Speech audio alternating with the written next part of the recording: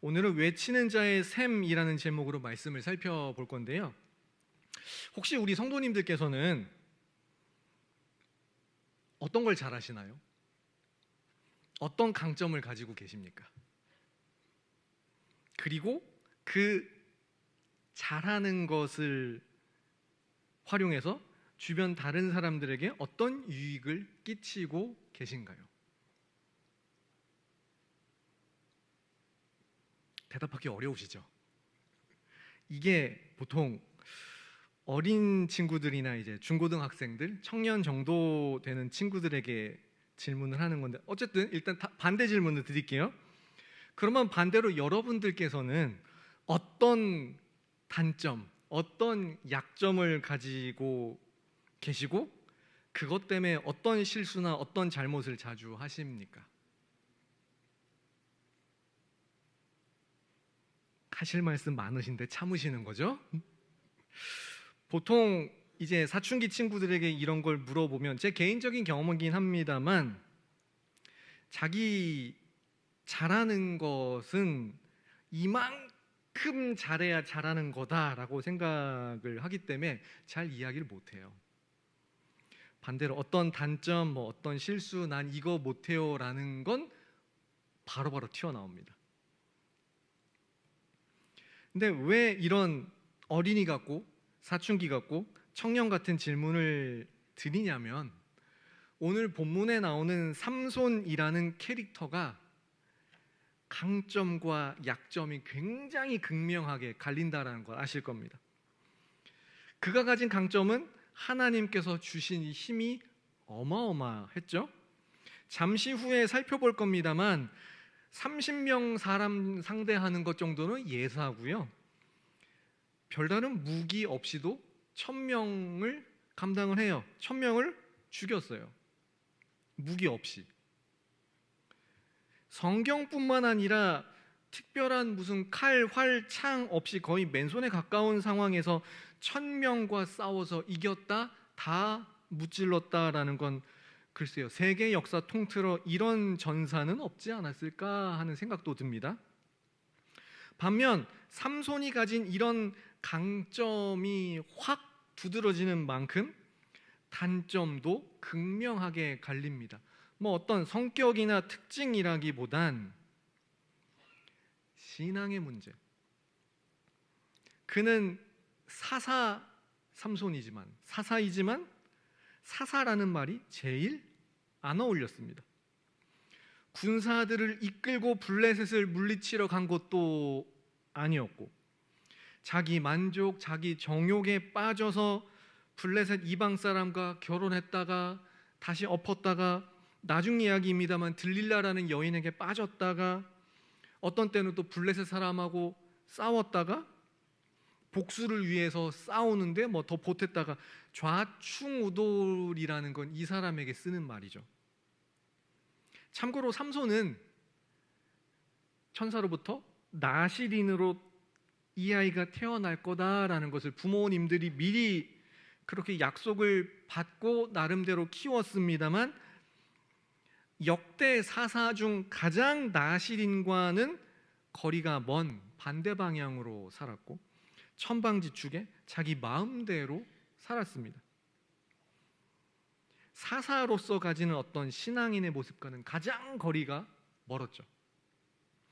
그런데 이 힘은 세지만 딱 거기까지, 힘만 세고 제멋대로이고 사사라는 직함은 있지만 가장 사사 같지 않은 이 사사 삼손을 통해 하나님께서는 블레셋에게서 이스라엘을 구하는 역사를 점점 이루어 나가셨습니다. 오늘 그 과정을 살펴볼 건데요, 오늘 과정을 살펴보면서 마치 다른 한편으로는 나에게도 삼손과 같은 면이 있지 않은가, 그런 나에게 은혜를 베푸시고 인도하시는 하나님의 그 인도하심과 은혜를 바라볼 수 있기 바랍니다. 방금 보신 것처럼 오늘 본문은 사사기 15장 마지막 부분입니다. 한편 삼손이 본격적으로 등장해서 이제 자신의 나름의 사역, 역할을 시작한 것은 14장부터인데요 14장 15장의 스토리를 최대한 간단히 요약을 해보겠습니다. 삼손은 본래 나실인, 쉽게 말해 구별된 자로 태어났습니다. 포도주나 독주를 마시지 말라, 시체와 같은 부정한 것을 만지지 말라, 머리에 삭도를 대지 말라, 3가지 지시사항이 삼손의 탄생 전에 예언이 되었습니다. 이렇게 평생을 나실인으로 이 아이를 드려라 라는 것이었는데, 삼손의 첫 등장인 14장에서부터 이미 그 구별됨이, 거룩함이 깨지며 시작이 됩니다. 발단은 삼손이 많고 많은 이스라엘의 여자들, 자매들 대신 나는 저기 한 블레셋 여인이 마음에 든다, 난 그에게 장가를 가겠다, 부모 앞에서 우기고는 기어이 그 여인에게 장가를 간다라는 것으로 스토리가 시작이 됩니다. 기어이 장가를 갔고 이제 7일간의 혼인잔치가 시작이 되었습니다. 그런데 삼손과 블레셋 사람들 사이에 수수께끼 내기가 있었습니다. 수수께끼 내용은 쉽게 말하면 강한 것에게서 단 것이 나온다, 이게 뭐냐라는 게 삼손의 문제였습니다. 강한 자에게서 단 것이 나온다. 어떤 이야기냐면, 삼손이 언젠가 사자와 만났는데 힘이 얼마나 센지 사자를 맨손으로 찢어버렸습니다. 사람이 옷을 찢듯 사자를 찢어서 죽였고, 며칠 후에 다시 그쪽으로 지나가다 보니 사자의 그 시체에서 꿀이 나왔어요. 벌들이 거기에서 이제 자리를 잡고 이제 꿀이 나오는 상황이었습니다. 삼손은 그 단 것을 찍어 먹어본 거죠. 나실인으로서 부정한 것을 가까이 하면 안 된다, 사자 시체에 이미 가까이 가며 깨고 시작을 했습니다. 이게 삼손이 가지고 있는 수수께끼의 답인데, 블레셋 사람들이 알 수가 없죠.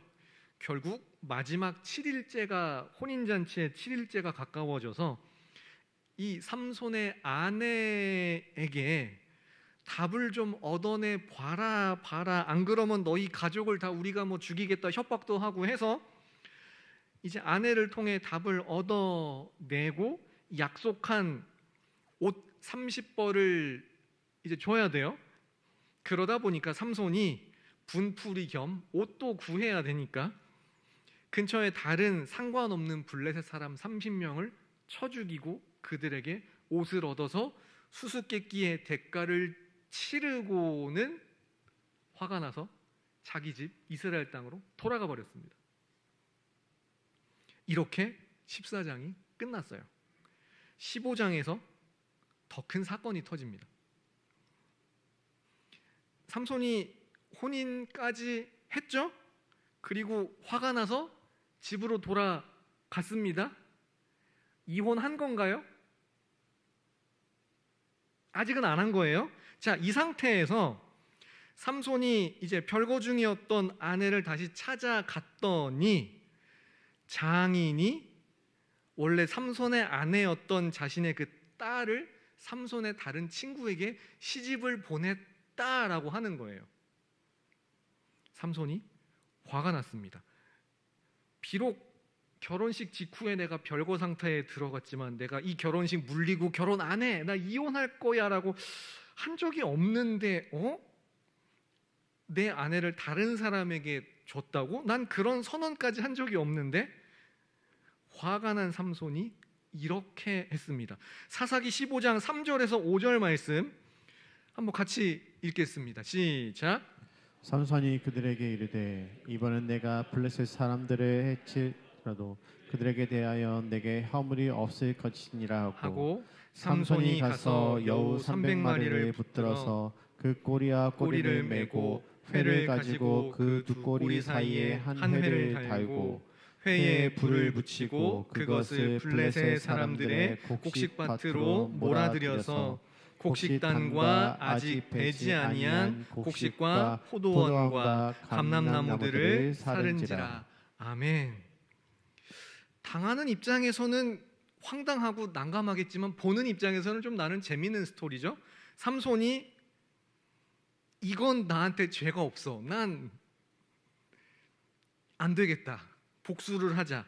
여우 300마리를 어떻게 잡았는지 모르겠는데 여우 300마리를 붙들어서 자, 2마리당 꼬리를 묶는데 그 중간에 횃불에 그 회, 나무 막대기를 같이 묶고 그 회에다가 불을 붙이니 2마리당 횃불 하나씩 총 150쌍 300마리의 여우들이 혹은 어디 블레셋 사람의 곡식 밭, 어디 포도원, 어디 감람나무들로 다 흩어지게 만든 겁니다.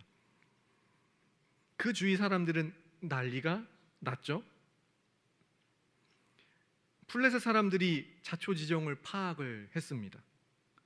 그 다음 블레셋 사람들이 한 일은 삼손의 아내와 장인이었던 사람을 찾아 화형시켜 버립니다. 그러니까 우리가 입은 손해가 뭐 참 크고 쉽지 않은 건 사실이고 분한 건 사실인데 일단 그래, 삼손의 장인과 아내가 잘못한 것도 맞다. 이들을 죽이자. 화형을 일단 시켰습니다. 문제는 삼손이 이 여우 150쌍에다가 횃불을 붙여서 푸른 것으로도 분이 풀리지 않았어요. 블레셋의 또 다른 사람을 죽여서 마저 분풀이를 했습니다. 이제는 블레셋 사람들도 참지 않았습니다. 그러고는 삼손이 다시 돌아가서 유다 지파 지역에 머물렀는데 그 유다 지파 지역으로 군사를 끌고 가서는 유다 지파를 압박하기 시작을 했습니다. 유다 지파 당신들이 삼손을 잡아오라라는 겁니다. 유다 사람들이 삼손에게 갔습니다. 상황이 이렇다. 삼손 당신을 잡아오라고 합니다. 그러면 나를 죽이지 않겠다고 맹세하고 저 새 밧줄 쓴 적이 없는 저 새 밧줄 튼튼한 저걸로 나를 묶기만 해라. 죽이지만 않겠다 맹세해라. 죽이지 않고 그대로 블레셋 사람들에게 넘기도록 하겠습니다. 서로 그렇게 약속을 하고 유다 지파 사람들이 블레셋 사람들에게 삼손을 새 밧줄에, 튼튼한 그 밧줄에 이중으로 2번 묶어서 넘겨 주었습니다. 밧줄에 결박되어 블레셋 사람들에게 끌려가던 삼손이 가다가 레히라는 지역에 도착을 했습니다. 레히, 턱뼈라는 뜻입니다. 이 지역에서 갑자기 사건이 터집니다. 자신을 묶었던 그 튼튼한 밧줄을 끊어버리고는 이렇게 했습니다. 사사기 15장 15절부터 17절까지 말씀 함께 읽어보죠. 시작. 삼손이 나귀의 새 턱뼈를 보고 손을 내밀어 집어들고 그것으로 1000명을 죽이고 이르되 나귀의 턱뼈로 웅더미 2더미를 쌓았으며 나귀의 턱뼈로 내가 1000명을 죽였도다 하니라. 그가 말을 마치고 턱뼈를 자기 손에서 내던지고 그곳을 라맛 레히라 이름하였더라. 아멘. 레히라는 말, 방금 턱뼈라는 뜻이라 말씀을 드렸고요. 라맛 레히, 턱뼈의 언덕, 턱뼈의 산이라는 뜻입니다. 제가 서두에 삼손이 별다른 특별한 무기 없이 1000명과 싸워 이겼다, 다 무찔렀다라고 말씀을 드렸는데 나귀의 턱뼈, 뭐 나귀의 머리를 어떻게 한 것도 아니고 턱뼈라는 이야기는 어떤 나귀가 죽어서 꽤 오랜 시간이 지나서 이제 피부 부분은 다 사라지고 뼈만 바짝 말라 남아 있는 그 나귀의 턱뼈를 가지고 1000명의 블레셋 사람을 상대해서 다 무찔러 그 1000명으로 산처럼 그렇게 쌓을 수 있을 정도로 많은 블레셋 사람을 무찔렀다라는 게 됩니다. 레히라는 지역에서 레히, 턱뼈라는 것을 가지고 라맛 레히, 턱뼈의 산을 만들었다. 굉장히 자기 자신의 어떤 힘, 내가 복수했다, 나 이런 사람이다 라는 것에 자아 도취되어 있을 법도 하죠. 1000명이나 되는 사람을 죽이고 턱뼈만을 가지고 시신으로 산을 만들었다. 이곳은 라맛 레히다라고 지금 삼손이 이야기를 하고 있는 겁니다. 삼손의 지극히 자기 중심, 자기 사랑, 자기 자랑하는 모습이 그 이름을 짓는 것에 벌써 나타나는 겁니다. 지금까지 14장, 15장에 나타난 사사 삼손의 모습을 살펴보았습니다. 사사라기보다는 제멋대로인 전사에 가까운 모습인데 힘은 어마어마하죠. 수수께끼 내기의 결과물을 위해 사람 30명 죽이는 건 아무것도 아니었고, 수수께끼 문제인 죽은 사자에게서 꿀이 나왔다, 사자도 맨손으로 찢어버리고, 1000명 칼, 활, 창 같은 철제 무기가 아니라 단지 그 언제 부러질지도 모르는 그 턱뼈로 1000명을 이기고, 여우 300마리는 대체 어떻게 잡았는지, 그 꼬리는 어떻게 묶었는지 도대체가 상상이 안 가는데, 여우 2마리씩 꼬리를 묶어가지고 불 붙여서 150쌍을 보내고, 별별 일을 다 한 게 이 삼손입니다. 근데 이처럼 그렇게 대단한 삼손이 갑자기 하나님을 찾기 시작합니다. 사사기 15장 18절과 19절 말씀 함께 읽겠습니다. 시작. 삼손이 심히 목이 말라 여호와께 부르짖어 이르되 주께서 종의 손을 통하여 이 큰 구원을 베푸셨사오나 내가 이제 목말라 죽어서 할례 받지 못한 자들의 손에 떨어지겠나이다 하니, 하나님이 레히에서 한 우묵한 곳을 터뜨리시니 거기서 물이 솟아나오는지라. 삼손이 그것을 마시고 정신이 회복되어 소생하니, 그러므로 그 샘 이름을 엔하꼬레라 불렀으며 그 샘이 오늘까지 레히에 있더라. 아멘. 삼손이 막상 1000명을 죽이고 나니 하나님, 제가 탈진으로 내지는 탈수 현상으로 목말라 죽을 것 같습니다. 죽게 생겼습니다. 이 할례 받지 못한 블레셋 사람들에게 내가 도로 붙잡혀 가서야 되겠습니까? 정도의 기도인 겁니다. 이 18절 말씀이 말이죠. 내가 목말라 죽겠다. 블레셋 사람에게 내가 이제서야 잡혀가서야 되겠냐. 그리고 샘이 갑자기 하나 터졌는데요. 이런 삼손의 기도를 보시며 어떤 생각이 드십니까? 자신이 1000명 상대하는 건 무리였나 봐요. 이제는 정말 목마르고 죽을 것 같으니까 그제서야 하나님을 찾는구나. 자기 욕망에 따라 장가갔다가 여우 잡아서 불질렀다가 블레셋 사람을 개인적인 원한으로 닥치는 대로 죽였다가 나귀 턱뼈로 1000명 죽였다가 목마르다고 그제야 하나님께 기도하는구나. 뭐 기도라면 기도고 이게 기도인지 하나님께 떼쓰는 건지 싶기도 합니다. 턱뼈의 산을 만들었다라고 라맛 레히라고 자랑할 때는 언제고, 막상 목마름 앞에서는 어쩌지를 못하는구나 싶을 수도 있고요.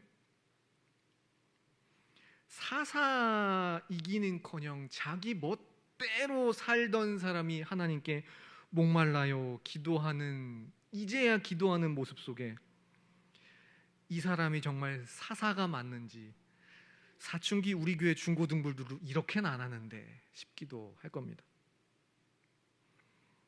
우리가 봤을 때는 정말 사사가 맞는지 구분이 잘 안 되는 삼손의 이 부르짖음에 하나님께서는 기꺼이 응답을 하셨습니다.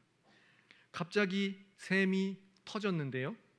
삼손은 그 샘의 이름을 엔 학고레, 외치는 자의 샘이라고 불렀습니다.